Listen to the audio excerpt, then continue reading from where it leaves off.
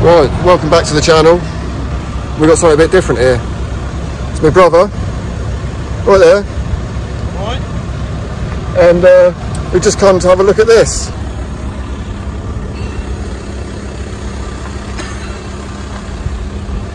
Oh look.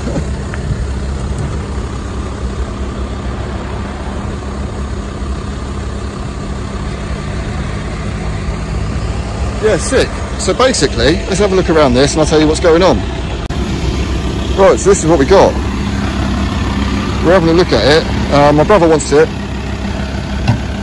So this is a 2007 T5.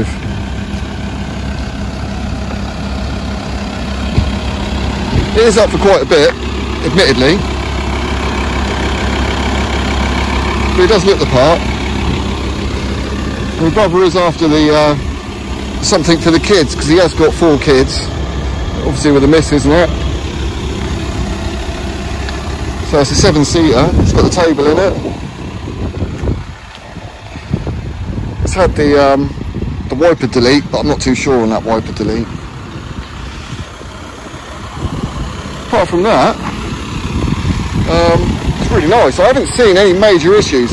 I have noticed a few little places it doesn't all line up. And then when we look through here and in through here, that radiator doesn't look too good. But I don't know whether it's the aircon, but the aircon seems to be working, so I've just had a look at that. But yeah, it doesn't line up 100% the T6 front end on the T5. But you know, we'll go by that.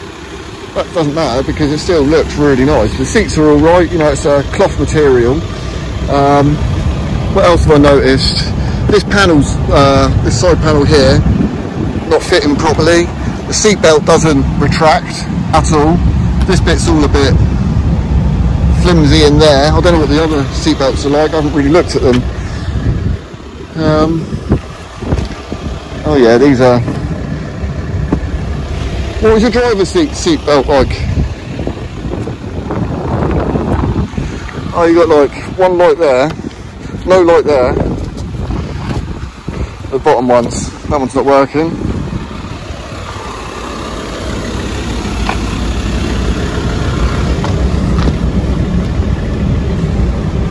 That one retracts. It's just that passenger seat belt that doesn't retract.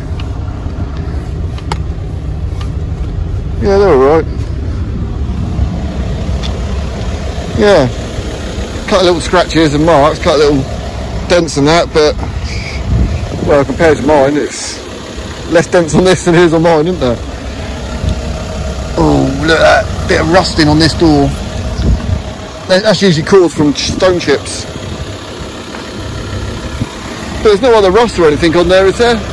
There's a couple of little bits here and there, but you know, it is a, what, 14, 15-year-old vehicle, so we'll go back and speak to the bloke and we'll go from there. There's a lot of condensation in these as well. That's a shame, it looks nice. Maybe back to the chalkboard though. Carry on looking. That's a shame. He's only gone and done it. Innit? There we go. Tim's joined the VW crew. Nice one, brother. I can say that because he's me brother. Nice one, brother. Oh, happy days. It's sick. It's sick. We love it. We love it.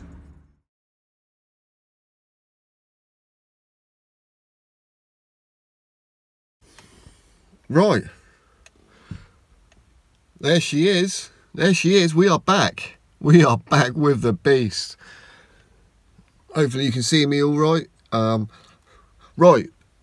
Before we go have a look around the van, first thing we need is we need a name for the van.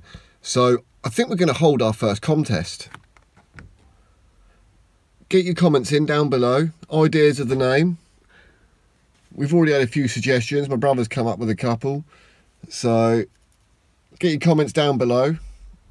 Enter the contest. And the winner will pin you. Right, let's go crack on and have a look and talk about it.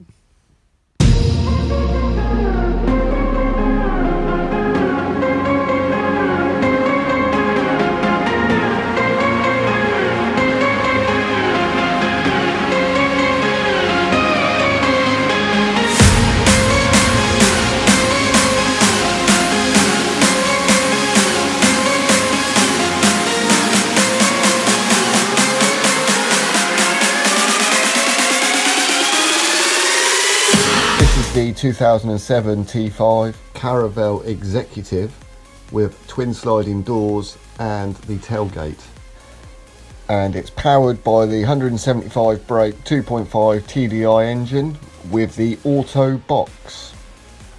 And straight away you can see that this is no standard T5, and this is basically the meanest, baddest looking van on the internet, and this is what you can expect to get with a 20k budget. It's ridiculous, the price of these vans. All the vans, they seem to have rocketed since the beginning of lockdown because of trending, and unfortunately, you know, everyone's asking stupid money for the van because people were out there are paying them, and we are one of those stupid people that are paying those prices. So I do apologise. Sorry, not sorry.